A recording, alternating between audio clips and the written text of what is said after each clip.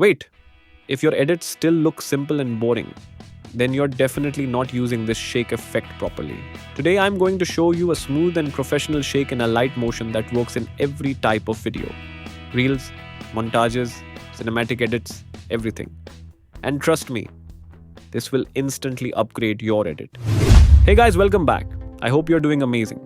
In this video, I'll show you step by step how to create a clean and smooth shake effect in a light motion.